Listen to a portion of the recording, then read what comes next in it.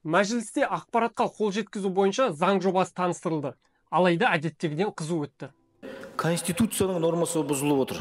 Парламент тым көп алады өзіне. Мүгедектерді марионетка қылмаңыздар. Негізінде үкіметтің өзінде де қателіктер өте көп.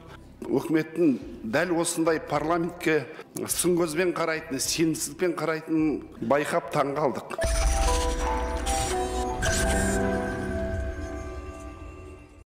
Арма көрермен, сіздермен бірге Қазақ Ньюс агенттігі. Назарларыңызға осы аптаның өзекті жаңалығын ұсынамыз. 16 қаңтарда мәжілісте ақпаратқа қол жеткізу және қоғамдық қатысу мәселелері бойынша жаңа заң жобасының таныстырылымы өтті.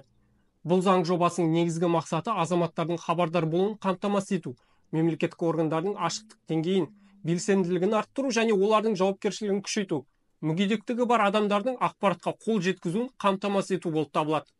Яғни мемлекеттік органдар халыққа ресми ақпаратты өз бастамасымен сұрау-сылаусыз жедел жеткізуге міндеттеледі. Ендігі бұл заңдағы депутаттарды ашуландырған тұсы олардың жаңа заңдарды мәжіліс және сенат отырысында ашық түрде талқылай алмауы, және де олар заң жобасының ішіндегі әртүрлі тармақтарына тоқталып, бұл заңды қабылдамайтындарын білдірді. Бұдан басқа, бүгінде парламент депутаттары бастамашылық ететін заң жобалары жария талқылаудан өтпейді. Депутат Құспан Абзалдың айтуынша, бұл жерде Конституцияның нормасы бұзылып отыр.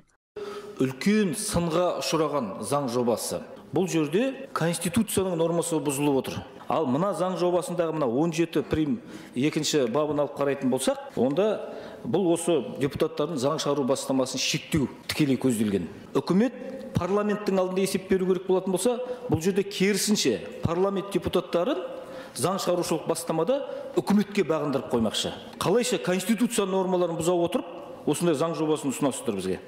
Тіпті бұл жаңа заң жобасының таныстырылымына төрағалық етіп отырған депутат Асылхат Аймағамбетовтің өзі үкімет тарапына наразылығын білдірді. Мына жерге жазып қойыпсыздар ғой. Депутаттар тым көп заң жобаларын өздері дайындағанға байланысты осындай бір норма керек деп. Даже формулировка вызывает вопросы. Депутаты чересчур активно готовят инициативные законы. Ну вот, по крайней мере, в докладе, в проекте вот именно так написано. Как это можно понять? Что такое чересчур активно готовят? Но это право законодательной инициативы. Қашылып құтыла алмайтындарыңызды білгеннен соң қуып қорқытпақшысыздар ма? Деп депутат Ринат Зайтов жаңа заң жобасын сынады. Тіпті оның айтуынша депутаттар үкіметке жұмыс істеуге бөгет жасап отыр екен. Осылайша өз сөзінде депутат Зайтов бұл заң жобасын кішкене күлкілі деп қайырды. Сіздердің мына заңдарыңыз қашып құтыла алмайтындарыңызды білгеннен соң қуып қорқытпақшысыздар ма деп ойлап отырмын да. Жеке талқылайық.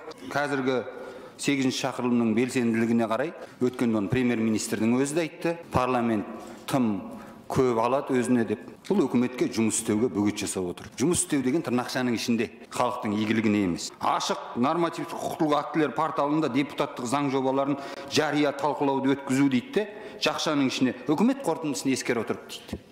Үкімет қорытындысын ескеретін болса, қалғанының неменеге қажеті бар? Ақыры қорытындыны үкімет беретін болса. Екінші, депутаттық бастамалардың бизнеске әсерін бағалау дейді. Бизнеске әсер ететін, міне теріс әсер ете ме? 98 депутаттың жартысынан көбі бизнестің жілігін шағып, майын ішкен адамдар.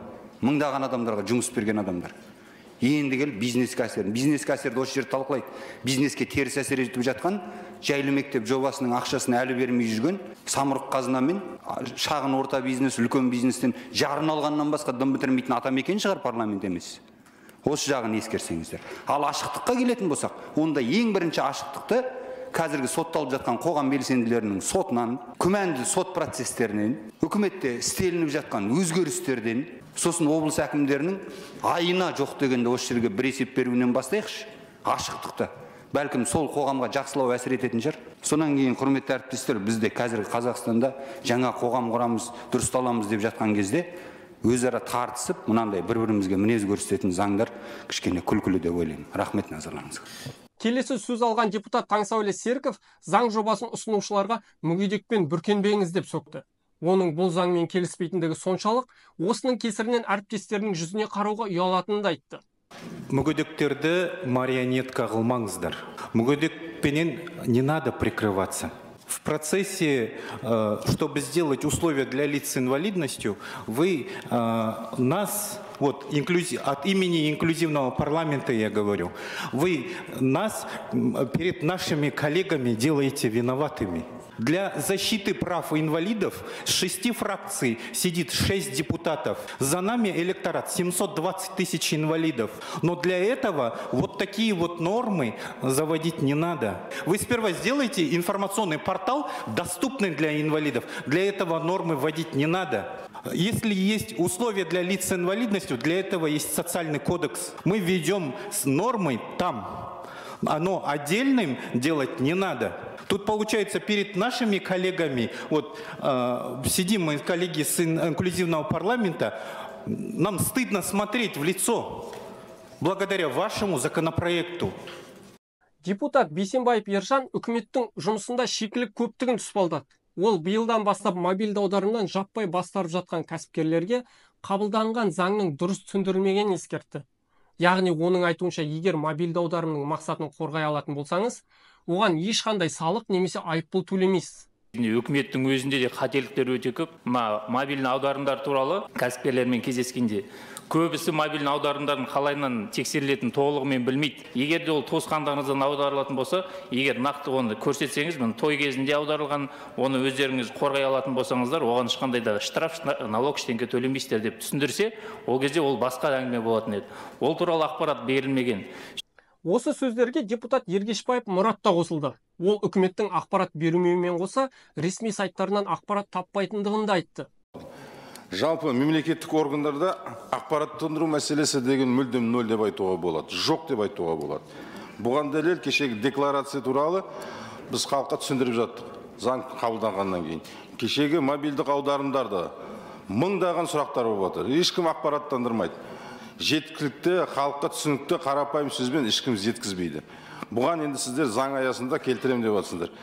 Бұл мәселені тек қана ережелермен бе, қағидамен бе келтіруге болады шығар деп мен ойлаймын. Ол бір.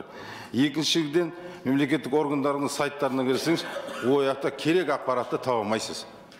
Аяққа сілтейді, мияқа кіру керек, тағысын тағы кіру керек. Банктың жүйесін бір пайдалануға болатын шығар деймін мен. Ассаңыз, керек нәрсені солардың жаңа сайттарында тауып алады. Сондықтан сол бағытта жұмыс істесе, жұмыс тобы деп айтқым келеді. Рахмет. Ескі Қазақстан өкілдері үкіметте отырып, парламенттің құзырлығын азайтқысы келіп тұр екен. Қоғам билік жөнінде осылай айтадымыз. Сөз соңында депутат Мұрат Абен үкіметке бұл заңды кері қайтару керек екенін ескертті. Қоғам айтады, но ешқандай саяси реформа жоқ екен. Оказывается, Ескі Қазақстан өкілдері үкіметте отырып, парламенттің құзырлығын азайтқысы келіп тұр екен, шектегісі келіп тұр екен. Бұлар қарсы екен реформа деген ой туады. Мен ойымша ондай емес. Мен ойымша үкіметтің ішіндегі көбісі реформаларды қолдайды. Үкімет ең дұрыс шешім бұл заңды тыныш қана қайтарып, жаңа нормаларды алып тастап, таза күйінше әкесін, немесе бірге бұл нормаларды басқа заңға шығарайық. Ең дұрыс сол болады. Анау парламентке, үкіметтің неге пленарный отырысқа шығарсақ, оны масқара боламыз онда барлығымыз. Осылайша комитет төрағасы Асхат Аймағамбетов заң жобасын жетілдіру бойынша айтылған ұсыныстарды талқылау жұмыс тобында жалғасатынын айтты. Осымен апта жаңалығы тәмам. Жаңалықтардан құр қалмас үшін бізге тіркеліңіздер. Келесі көріскенше.